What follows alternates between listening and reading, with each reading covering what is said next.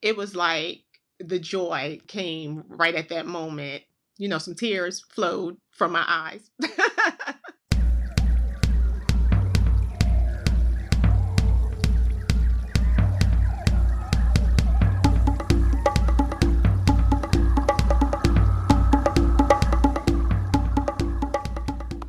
Hello. Welcome back to the Wild Business Growth Podcast. This is your place to hear from a new entrepreneur every single Wednesday morning who's turning wild ideas into wild growth. I'm your host, Max Brandstetter, founder and podcast producer at Max Podcasting. And you can email me at max@maxpodcasting.com to save time with your high-quality podcast. This is episode 218, or 218. And today's guest is... Today's guests are Tamara and Sean Turman. They are the sibling sister-brother duo who are the co-founders of PocketBook Protector, which, as you can imagine, protects your pocketbook. It protects your pocketbooks, purses, handbags, all sorts of different bags from germs and bacteria from the floor or other surfaces out in public where you're carrying your bag. This episode covers everything from the initial idea for the business through prototyping, formulating out, okay, what are these different marketing channels, distribution channels, how do we get the word out? It's a real look at business from idea to real business. We also talk family business, the pros and cons of that, and also a little song from Tamara herself. It is the Turman siblings. Enjoy the show.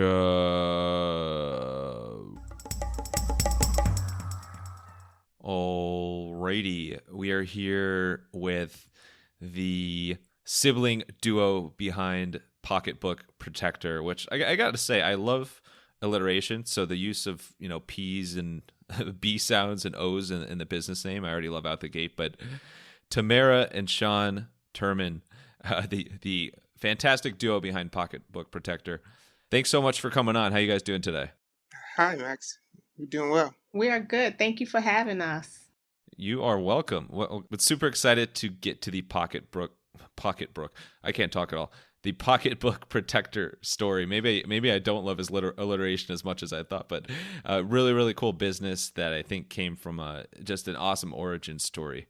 But before we get to that, so Tamara, I know you're the older sister. Sean, you're the baby brother. Always have love for family business. So we have a sister-brother combination of entrepreneurs, co-founders here. Was there anything in your past where you worked together on business before, or even started a lemonade stand together as kids? Something like that maybe foreshadowed that you would go into business together one day? Well, in our adult years, we just had this desire to always want to be entrepreneurs. And we've looked at other ventures and, we just said, why don't we come up with our own idea and pursue it? And this made the most sense because of the climate that we were in and the fact that we were even entertaining this thought like 5 years ago, prior to the pandemic. And so it just made sense to launch this product. But we've always wanted to be entrepreneurs.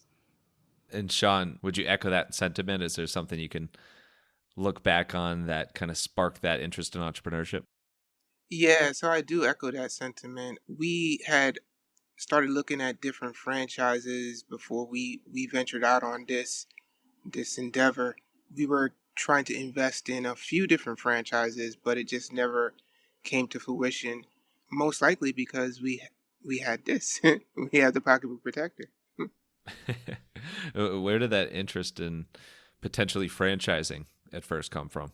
Well, we have our normal 9-to-5s, and we always knew that just working 9 to 5 is very hard to just retire based off of that.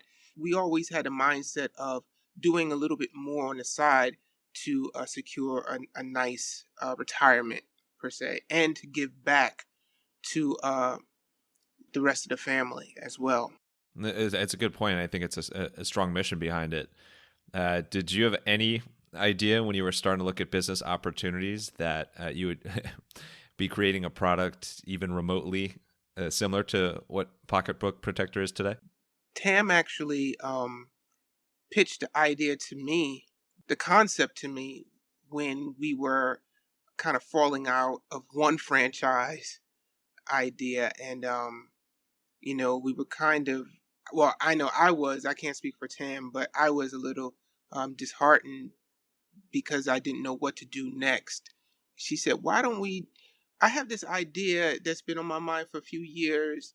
It's a covering for the bottom of your bag because you're in areas carrying your bag to bathrooms and restrooms, and sometimes you have to put it on the ground or between your feet in restaurants. And I've been looking and searching for a device that could potentially cover the bottom of my bag, and we just couldn't find it.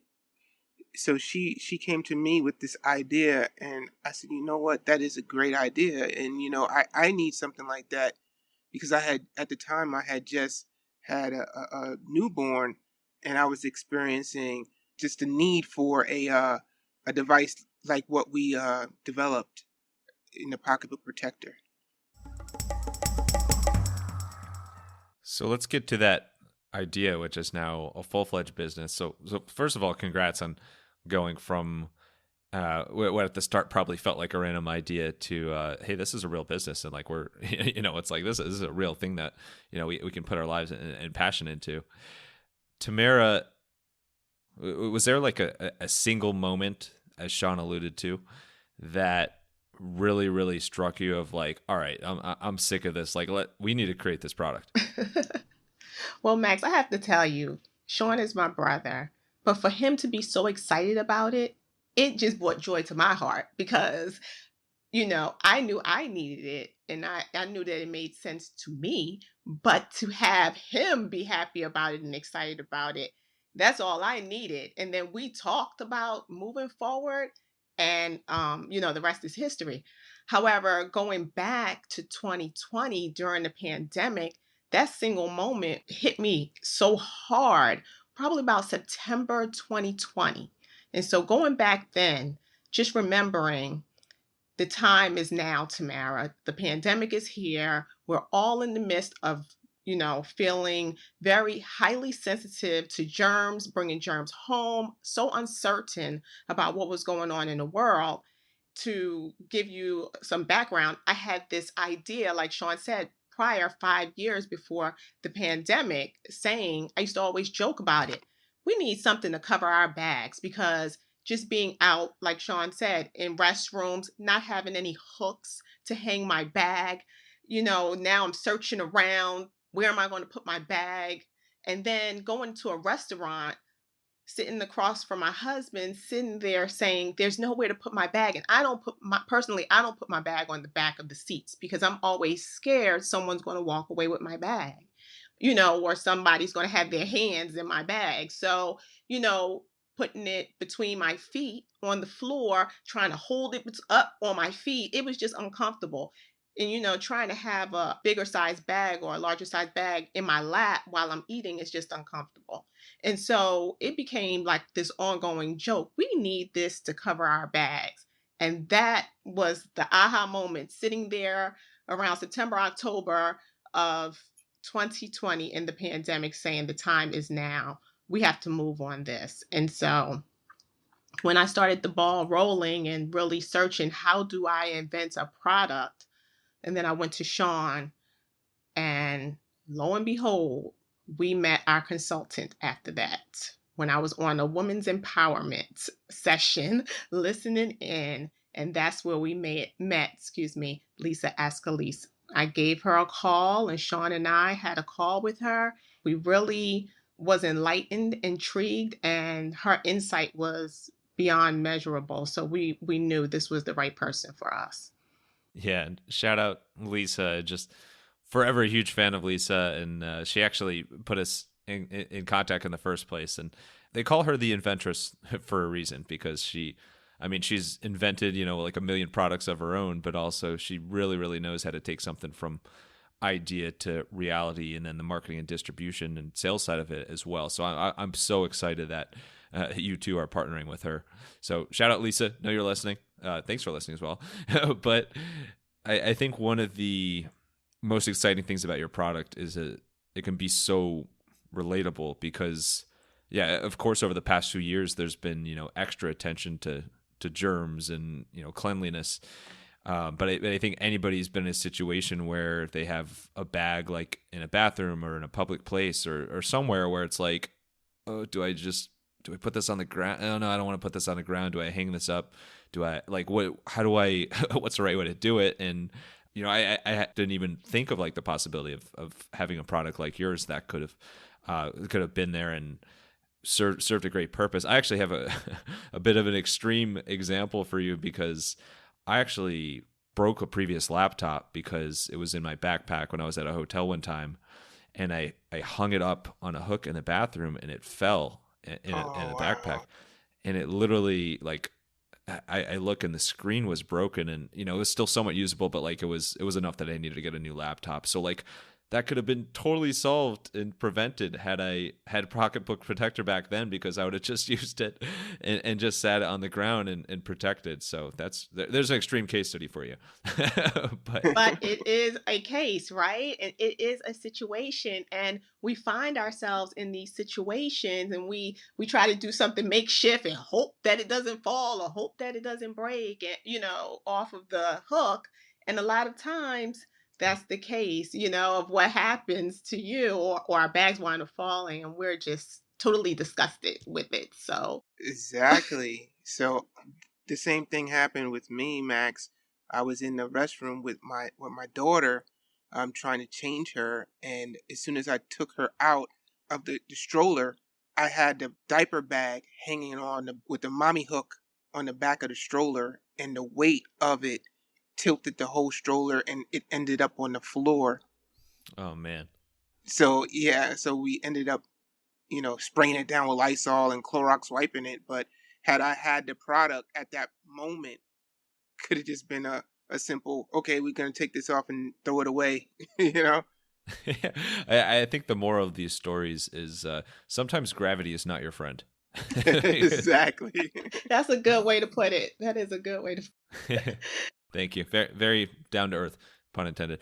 So you have the idea. You're connected with Lisa, which obviously can, she can be a huge, spark, ignite to bring this to reality. But what were some of those early steps to actually create this product? Well, thanks for asking. First off, creating the business, right? And so we had to start with creating the business, and right away getting the name for the product. So naming it. I didn't even think of, a name at the point. And then we just said, why don't we call it what it is? It protects the bottom of your bag. It's a pocketbook protector. And so we named it because branding is everything. And so we started off right from the beginning thinking about how are we going to brand this product. Then next step is creating a prototype. So taking this idea out of our heads and now seeing it come to life in some kind of form. It didn't have to be perfect, but Sean and I had no idea on how to even sew, how to create a prototype of what we were thinking. We just had the concept, the idea, and what we wanted it to look like. It became definitely a project. And so we hired someone to draw it out for us because we were not good at that. And then we had someone sew it together for us. And in the beginning, we didn't know anything about non disclosure agreements either. And so we had to get those created so that, a document just to sign. So anyone that came into contact with our idea or thought or what we were trying to accomplish had to sign that before we even moved forward. So that was really crucial in the beginning steps. And then when we saw our product, the prototype, which was just put together, but we actually saw it leave our head and create it was like the joy came right at that moment. Some tears flowed from my eyes. Well deserved tears. So yeah, so that was like the beginning steps. I can let Sean go from there too. Getting in contact with Lisa was the best thing we could have done because there were so many different aspects to starting a business that we had no idea of, including finding a manufacturer. So once we had a concept piece or the prototype, we then needed to get that over to a manufacturer who would build upon that idea. And through various iterations, we would then develop it into what it is today. A lot of going back and forth, a lot of additions that became the final product. But not just that, it was building out the design for the box, the packaging, and the website, and just various pieces that go along with the running the business. Which of those different elements would you say was the steepest learning curve at the start? For me, it was web design because I knew nothing about it. And I would also say the manufacturing process. It was hard to understand the niche market that we were entering and what the consumer would actually lean towards, from colors to size, and being a little unsure of just those things, those dimensions. It's a completely foreign world, especially when it's the first time like creating a product or thinking something, creating something that needs to be produced large scale like this. There's so many questions and so many things to learn there. On the prototyping side, how many iterations would you say it took until you got a prototype that you felt pretty good about actually going to market with? We have two different versions of the product, a disposable and a reusable. So the prototypes, I would say no less than 30. It was a lot of iterations and a lot of back and forth. But thank God for Lisa up late at night with the manufacturer, being 100% transparent with us, and from the bead work to the size of the ribbon and the length and the width and the height and the fabric of the material. It was so many iterations. So once you actually have the product, what are the steps that you guys have taken or are taking? I mean, this might even be real time to get the word out and focus on marketing the product. Currently, we're on the website, so we try to drive traffic to the website through any type of mouth to mouth interactions or in person interactions. We also have a Facebook, an Instagram, and a YouTube channel, which the links can be found on the website as well. We also do different convention shows and podcasts, such as yours, Max. This is true. Again, a little meta here, which I love. Yeah, that's. I may be biased, but I happen to think that podcasts are a fantastic way for people to learn about your story. Tamara, how do you view your target customer? Because you're in an interesting space where theoretically, when you think about it, the target market could be so huge because so many people have bags and or pocketbooks, but you need to focus somewhere. How are you approaching that side of things? Yes, and Sean and I were actually thinking about this during our stage of development because who is our target audience and our brand? And so Sean and I, our background is in marketing as well. We have our degrees, MBAs actually. So the business side and handling strategy and target market was very important to us because we knew we had to build our brand and getting it out there. And so first we said, anyone that carries a bag and that's concerned with germs and carrying it back home to their personal space, the bottom of their bags and germs. And then, we had to narrow it down. And so what we find is that actually from a age group, right? If you wanted to say that, and we're not just narrowing it down to women, because like Sean has a child too, that's a toddler that he's concerned with carrying those germs as well back home, and so we said our target market is those that carry bags that are adults, obviously from that age group within 30s to 50s 60s, that carry that bag that's worried about germs, but it really is anyone. Then we extended our reach as well because we're going to broaden it to book bags and in the schools. So we haven't narrowed it down to a specific age group now because we're expanding our brand. And so those that are carrying book bags, those children are going into schools, and sometimes they need to, not sometimes, all the time, they need to cover the bottom of their bags when they're placing it on the ground, any time that they can. So we're exploring those ideas as well. So we don't have a specific age group now, now that we're branching out, but we just want our brand to be an experience of, avoiding carrying those germs back home to our personal spaces.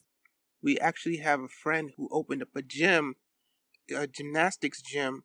They had a lot of powder, and he approached us about supplying some pocketbook protectors for his gym for parents as well as the kids with book bags, so that they could avoid having the chalk on their items when they leave. So the brand is actually expanding into demographics that we hadn't even thought of. Yeah, yeah, that's cool. That now my ideas are flowing because I think back to like, playing baseball growing up and like just how the dirt gets everywhere. And like I feel like the sports as a whole and like areas like construction or like that show Dirty Jobs, the micro sports, and I guess dirty jobs or industry sectors like that, I think are really, really exciting opportunities because it's like the germs and dirt are at an extreme there. So anything you can do to protect there, and often with sports, the athletes, sometimes even their parents, like are always carrying bags with them full of equipment and accessories, gear, stuff like that. So yeah, that's a really, really exciting area. Absolutely. Actually, one of our other friends, she has a reusable which comes with a drawstring, and she works in the healthcare, and she when she comes home from work, she takes her shoes off and puts it in that reusable as a way to keep it from spreading germs. So it has multiple. It's not just for bags. Yeah, right. Yeah, and also think like kind of the hot spots could be industries that are where there's already extra attention for safety and cleanliness, like the medical world. So that makes a lot of sense. On that note, what's kind of the split so far you're seeing of how much customers are liking the disposable product versus the reusable ones? It's an even split. A lot of people bought the reusable for the lux kind of look of the material with the beads and little blinged out, but they still bought disposable as well due to the fact that sometimes you're just on the go. You need something that you can take off and just toss.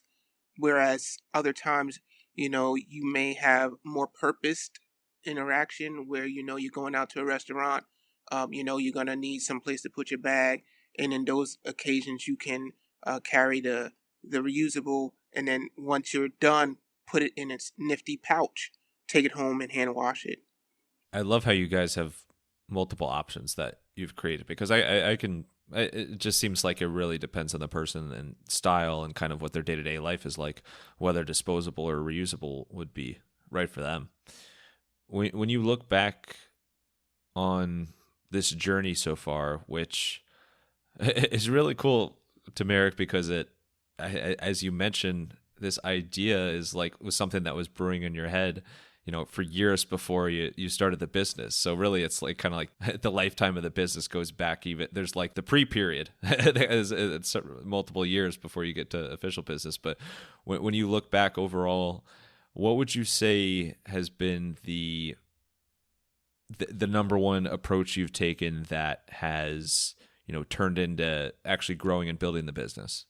When we look at Sean and I and our partnership together as siblings and understanding, first of all, how to operate a business together. Aside from the pocketbook protector, just run it successfully. We had to let each other's strengths shine.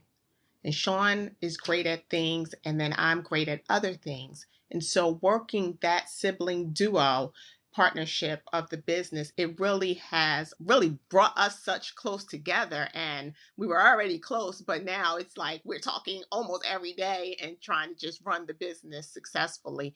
And we are just to where it is today. We're just so happy from where we started with just the concept in terms of pocketbook protector, just looking at the different colors that have been produced, the idea behind it, and how successful it has become in terms of people wanting it. And so we knew that we could use it, but the fact that we were able to come up with a solution to a problem, and now, other people are excited about it. And now we have a customer base, just seeing how that has developed over time. And so developing our brand behind it and really just opening to all possibilities. And now just branching out and getting our name out there. And once people see it in action and their curiosity peaks because they're like, where has this been all my life? And I said the same thing. So, it just lends itself to conversation. And then further from there, building our customer base. So we're just thankful to where we started and where we are and where the product is going. Tamara read my mind about siblings. I have just a few questions on that, but before we get to that, let me try to read your mind. And I think you're probably not thinking of signing up for the Podcasting to the Max newsletter right at this moment, but now you are because I've spoken into existence. You can sign up at maxpodcasting.com/newsletter. That is your place for all sorts of podcasting tips, whether you're looking to produce a podcast, host a podcast, or just be mildly entertained by some puns in the podcasting world. And of course, there's behind-the-scenes stories from interviews just like this one. That is at maxpodcasting.com/newsletter. The Podcasting to the Max newsletter is what it's called. Now, let's tee it off for some family dynamics and family business dynamics between Tamara and Sean.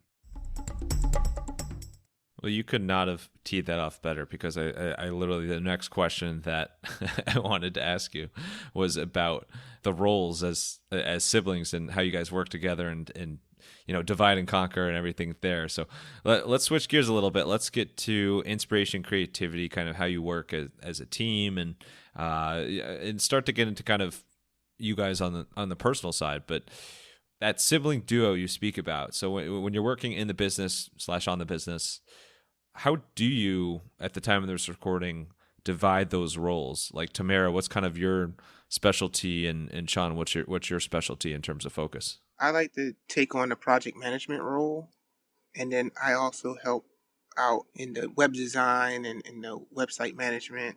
And Tam? I'm strategy, looking at the emails coming in, paying attention to the administrative stuff, having the communication. We both have the communication with Lisa, but really just making sure that all of our T's are dotted and I's are, excuse me, that's the other way around. Excuse me. T's are crossed and I's are dotted. No problem. This isn't a grammar test. I wouldn't have noticed it anyway. The main thing is the connection with Tam. She sells a lot because she has the forefront connection with a lot of the women who are our customer base. You hear time and time again the power of a strong network, and I can only imagine how much that helps in the early days. And I will say, Max, so Sean, he's very good with analytics and cost. So I'm good with sales. So, open my mouth and we're good. Explaining the product, getting someone excited about it because I'm excited about it. And we both are. But Sean is really good with the analytics behind the scenes. At the start, when you kind of when you agreed to come into business together and you were laying out what this would actually look like, how did that process look like of saying that you're going to focus on those things that you kind of just ran through there? Honestly, we just fell into the role. We kind of divided and conquered because honestly, we didn't realize we knew we had a product. We knew we wanted to get the product produced. We didn't realize everything that went into running a business. And that's the eye opener that we just had to hit the ground running and show up. Yeah. Always so many surprises. How was your relationship and kind of the sibling bond or sibling rivalry, whichever you prefer? How has that changed since starting the business together? Like outside of work? Well, no matter what, we're brother and sister and we're very close. So nothing's going to get in between that. Do I agree with everything? No. Sean agree with everything on my end? No, but we come to a happy medium and compromise and learn to work through it. But the best part of all is that we communicate. So we just try to keep our communication open. Like Sean said, we fell into the roles. And so we know what each other is good at, and we just respect each other's qualities and what we bring, and our family support. So that means everything to us as well. And so that's how we lead, with God first, and the business takes care of itself with us communicating and just being dedicated to what we are trying to accomplish here. It's fun to think about and can often be scary, I think, when you're starting a business of like, okay, I know, my business partner and I are like, there's going to be some key decisions that we're just totally don't see eye to eye on. I think you're right. I think any way you slice it, the more you communicate and kind of explain your background and why you're thinking what you're thinking, I think that's where the compromise happens, and that's where decisions get made and the business moves forward. So that's really exciting to hear. Mm-hmm. Let's get a little bit unusual. Let's get to a segment called The Unusuals. So this is, pet peeves, quirks, weird talents. And this is more just to learn more about, both of your personalities, and totally doesn't even have to be tied to the business, but it can if you want to. But so pet peeves, quirks, weird talents. I'll say that I'm kind of planning this for you guys each to answer it about yourself. But obviously, if somebody's holding back on a big obvious one, feel free to jump in and call them out for it. But so first one, pet peeves. We'll start with you, Tamara. What's your biggest pet peeve? My biggest pet peeve is complaining without a solution. So all you hear is someone complaining, complaining, complaining, but either not coming up with a solution or not even taking the time to put into thought process what they want to see different or how it can come about.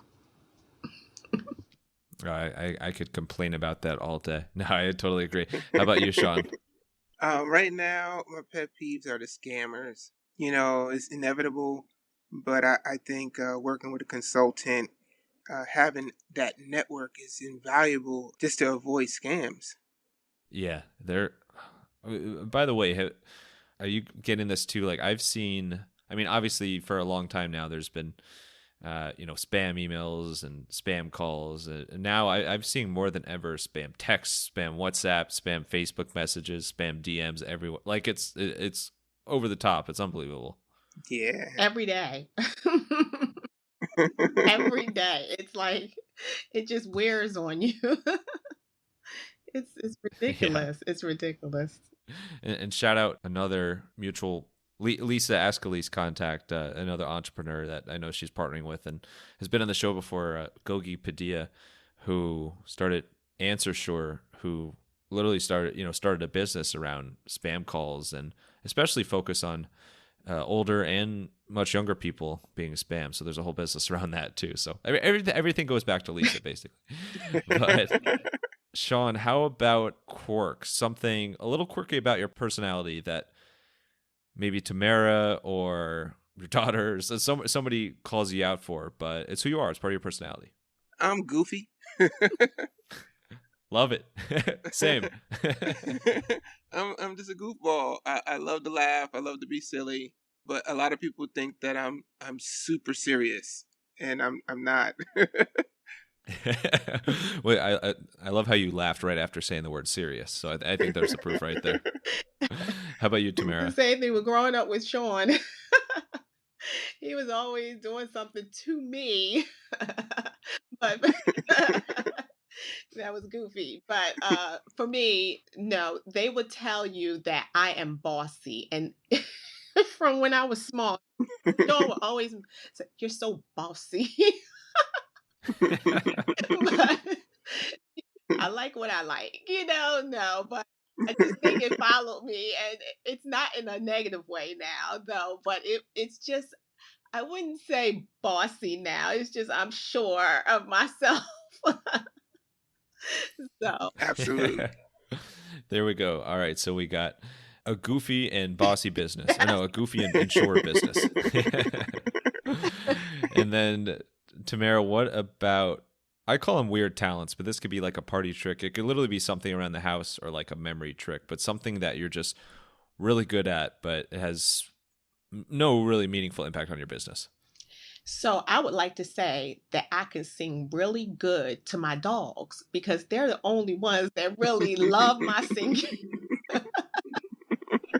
I have 3 bully breed pit bull dogs, and they just are in love with my singing. And my husband will tell you, "No, it's only you." But that is the truth in my world, and I'm going to leave it like that. Perfect. Well, you got a diehard audience there Yes, that the 3 of them. gets exclusive access to lots of unreleased Yeah, songs. That's great. exactly. That I make up.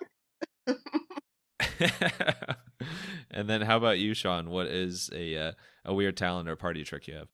Don't really have anything in particular. I'd say trying to imitate some of these TikTok dances. Oh, there you go. Wow. Okay, so as if you weren't enough of like a business building sibling duo, you're singing and dancing sibling duo as well, inspired by TikTok and your dogs. There you go.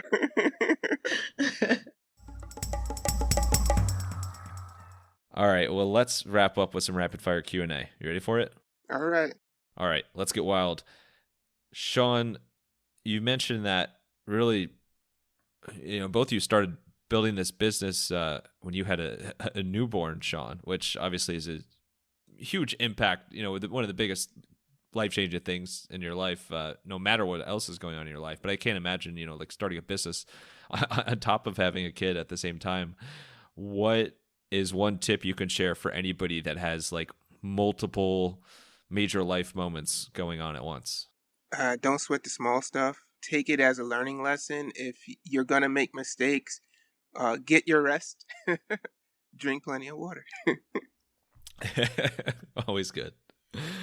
And then totally up to you if you want this on the record or not, but curious for the designs of your product going forward. Have you brainstormed any sort of special patterns or, licensing with, major brand or sports teams logos or anything like that you can touch on?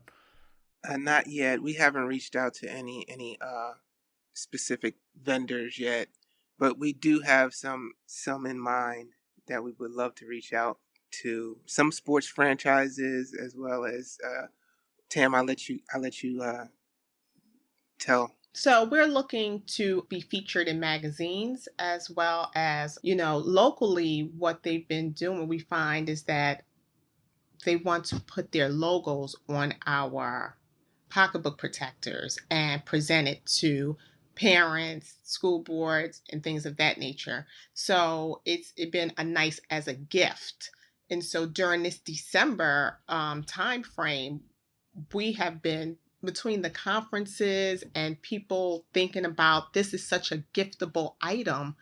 We have been selling like crazy, which we're thankful for because it's a specialty, unique item that is the only one on the market. And by the way, we have our patent and I trademarked our name. So we're just excited for that. But in terms of other venues that we're looking to reach out to, QVC moving forward, as well as Essence Magazine, if we can be featured in there, that would be like great.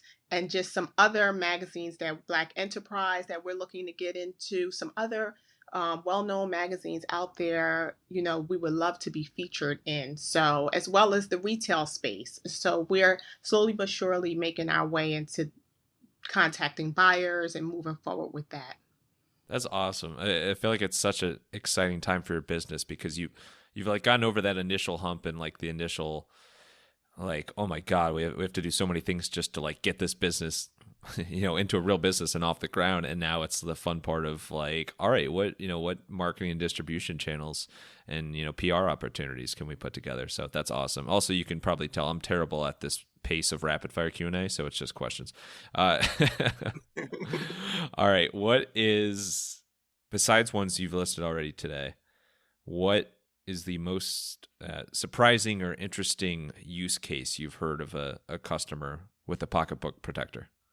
Janet Jackson, not the singer, but our friend. Wait! You have a friend named Janet Yeah. Jackson? Yes, we do. And her husband is named Michael Jackson. I You gotta love be it. seriously? Oh my God! Seriously. Wait, hold on. I have to I have to stop you right there because we just had on episode number 217. We had on Paul McCarthy, which sounds like Paul McCartney. So I was asking him about that, and he was like, "I was at a bar once, and the bar owner, or the manager's name is Eddie Murphy." So I don't know what is up with all the names lately, but that's amazing. Sorry, but go ahead. So what's up with Janet? No, she's our friend who actually uses her pocketbook protector to cover her shoes. It was an awesome idea because she's able to pull the drawstrings and actually use them as handles. So it was interesting to us to see that was an interesting use. That's amazing. And last one. So speaking of Janet Jackson, Michael Jackson, Tamara, what is your favorite song to sing to your dogs? I told you I make song up. So Oh my God! Wait. So then how do you?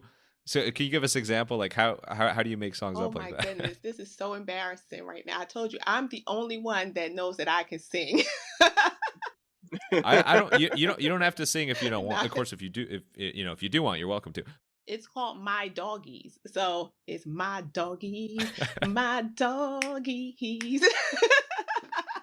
And then it's like a There whole we go. thing after that. If it's morning time, I go into the morning about how it's a great day. If it's the evening time, I go into the evening about it's a song that I make up on the spur of the moment, but I'm singing to them. I like it. It's got a ring to it. That could be the official pocketbook protector song. Wow, awesome. Well, Tamara and Sean, thank you so much. This has been an absolute blast. Really, we love what you're doing, and just really appreciate you sharing your story and everything from the early stages to getting the word out there to the hit song "My Doggies." so so thanks so much for coming on. Where's the best place for people to learn more about Pocketbook Protector and get one if they want, as well as if they want to connect with either of you online? So you can connect with us on our website, pocketbookprotector.com, or follow us on Facebook, Instagram, or YouTube. Links are on our site. Also, you can contact us directly at info@pocketbookprotector.com. Perfect. And then last thing, final thoughts. The stage is yours. It could be a quote, a line, just kind of words of advice from the entrepreneurship space and entrepreneurial space. It could be either one of you. Whoever wants it, send us home here. I heard something from the late Chadwick Boseman, and he says sometimes you just need to feel the pain and sting of defeat to activate the real passion and purpose that God predestined inside of you. Basically, purpose crosses disciplines. And so, with that, it just said, this is ignited in us. And so, we had to do this and bring it to fruition because of the passion and the desire that we had to see it through and to continue to see it through. So it's not just a business for us. It's not just something that we just wanted to throw together. We wanted to create an experience for our customers as well as a solution to a problem, but also to show our children and leave a legacy to show that it can be done. Done it can be. Thank you so much, Tamara and Sean, for coming on the podcast, sharing your PocketBook Protector phenomenal story. I threw in an extra P there. And thank you, wild listeners, for tuning in to another episode. If you want to hear more wild stories like this one, make sure to follow the Wild Business. I sounded like a robot there, but I'm rolling with it.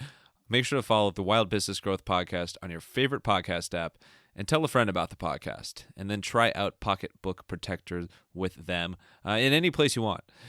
You can also find us on Good Pods, where there are fantastic podcast recommendations and podcast people. And for any help with podcast production, you can learn more at maxpodcasting.com. And sign up for the Podcasting to the Max newsletter. That is at maxpodcasting.com / you guessed it, newsletter. That's / newsletter, not / you guessed it. Until next time, let your business run wild. Bring on the bongos!